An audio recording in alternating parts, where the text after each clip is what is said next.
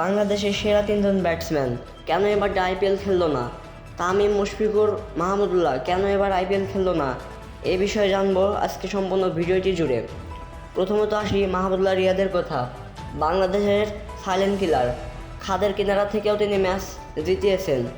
এবারটা তার কলকাতার হয়ে খেলার কথা ছিল, কিন্তু বিভিন্ন কারণে হয়তো খেলা হয়নি।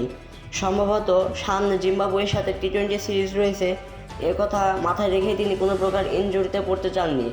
আরও বিভিন্ন গণমাধ্যম থেকে অনেক কিছু জানা গেছে, কিন্তু ওইসব কথায় আমরা কান দেব না।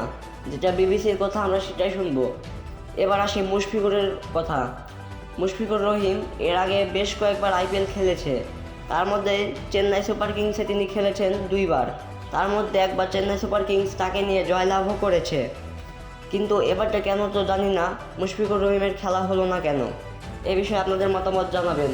তবে এবার যে মুশফিকুর রহিমের খেলা হলো না, তিনি বলে বিভিন্ন গণমাধ্যম থেকে জানা গেছেন তিনি নাকি 13বারেরও বেশি আইপিএলে চান্স পাওয়ার জন্য চেষ্টা করেছেন, কিন্তু চান্স পাননি। এই কথাটা কতটুকু সত্য অবশ্যই আপনারা কমেন্টে জানাবেন। এবার আসি তামিম ইকবালের কথা। কিছুদিন আগেই বিপিএলের মৌসুম গেছে, এখনও কাটেনি বিপিএলের মৌসুম। 4-6-এর বন্যাতে তিনি তার বরিশালকে জিতিয়েছেন। এই আমেজেই হয়তো তিনি এখন আর আইপিএল খেললো না। এছাড়াও তিনি বিপিএলের ম্যান অফ দ্য ম্যাচের সাথে সাথে বিপিএলের সর্বোচ্চ রান তিনিই করেছেন।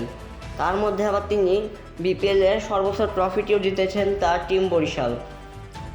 এই কারণেই হয়তো তামিম ইকবালের খেলা হলো না এবারের আইপিএল। তিনি এখন খুশিতেই আছেন হয়তো অনেক বেশি। তবে আইপিএলটা খেলতে দেখতে পারলে হয়তো আমরাও অনেক বেশি খুশি হতাম। আপনাদের মতামত জানাবেন, কেন খেলা হলো না তামিম ইকবাল, মুশফিকুর রহিম, মাহমুদুল্লাহ রিয়াদের মতো খেলোয়াড়দের? তবে এই তিনজনে না খেলার কারণ অনেকেই বলছেন নাকি বাংলাদেশের 3 পেসার আইপিএলে সুযোগ পেয়েছে, এই কারণে নাকি এই তিনজনের খেলা হলো না। 3 পেসারদের মধ্যে রয়েছেন the cutter master Mustafizur Rahman এবং the speed star Taskin Ahmed.